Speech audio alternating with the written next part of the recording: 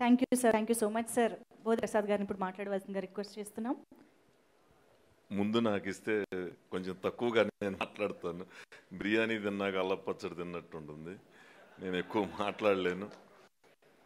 ఏమైనా నాకు ఆప్తులు, మాటతోనే కట్టిపడేసే మా సోదరులు రాజేంద్ర ప్రసాద్ గారు ఆహ్వానించగానే నేను వెంటనే ఈరోజు అన్నగారి విగ్రహం ఆకునూరులో ప్రారంభోత్సవ కార్యక్రమం ఉంది, కానీ కొన్ని కారణాల వలన వాయిదా పడుతుందో త్వరగా రాగలిగాను నేను ఈరోజు, లేకపోతే రాలేకపోయేవాడినేమో అనిపించింది. ఏది ఏమైనా మరి ఇలాంటి చిన్న ఫంక్షన్లో పాల్గొనడం ఇదే మొదటిసారి. రాజకీయ ప్రసంగాలు చేయమంటే వాడిని తిట్టడమో ఇంకోటి ఏదన్నా చేయటం, గబగబా మాట్లాడేసి ఏదోటి చేసి మాట్లాడేసి వెళ్ళిపోతాం.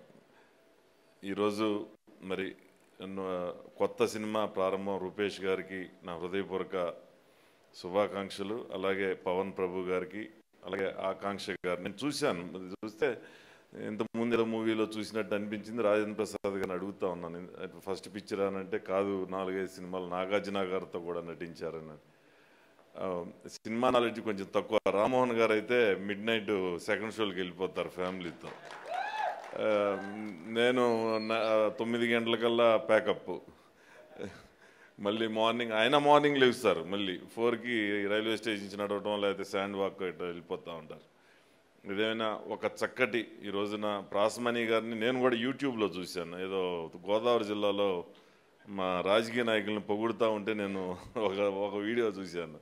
మళ్ళీ ఈరోజు చూస్తూ ఉన్నాను, నేను రాజేంద్ర ప్రసాద్ గారితో అంటా ఉన్నా, మా రాజకీయ ప్రసంగాల్లో ఆయన చూశాను నేను అని చెప్పేసి. అంటే తెలుగుదేశం పార్టీలో పనిచేస్తూ ఉన్నారని చెప్తా ఉన్నారు. అలాగే చైతన్య ప్రసాద్ గారు, మరి ఆ నలుగురు సినిమా సాంగ్ కానీ లేకపోతే మూవీ రైటర్ అనగానే నాకు బాగా నచ్చిన సినిమా ఏదైనా ఉంది అని అంటే ఆ నలుగురు. నాకు బాగా నచ్చిన నటులు ఎవరైనా ఉంటే అన్న ఎన్టీ రామారావు గారి తర్వాత రాజేంద్ర ప్రసాద్ గారు. ఇద్దరు కూడా నిమ్మకూరు కృష్ణా జిల్లా ముద్దుబిడ్డలు. నిజంగా కృష్ణా జిల్లా అదృష్టం, మా అదృష్టం. ఆ జిల్లాలో మేము మళ్ళీ చెప్పుకోవటానికి, మాకు గర్వంగా ఫీల్ అవటానికి. ఈ రోజున మరి కొత్త సినిమా అయినా మళ్ళీ డైరెక్టర్ కానీ యాక్టర్గా ప్రొడ్యూసర్గా మరి ఇంత ధైర్యంతో మరి ఈరోజు షష్టి పూర్తి సినిమా ఏమీ అనుకోకుండానే రాజేంద్ర ప్రసాద్ గారి దగ్గరికి వెళ్ళి, ఇళయరాజా గారి దగ్గరికి వెళ్ళి, కీరవాణి గారే కదా దగ్గరికి వెళ్ళి అందరినీ ఒప్పించి మళ్ళీ మూవీని నిజంగా గ్రేట్. మీ అందరికీ కూడా ఆల్ ది బెస్ట్ చెప్తూ మంచి సక్సెస్ని ఇవ్వాలని, మళ్ళీ సక్సెస్ మీట్లో మేము గెస్టులుగా రావాలని మీ అందరినీ కూడా కోరుకుంటూ థ్యాంక్ యూ.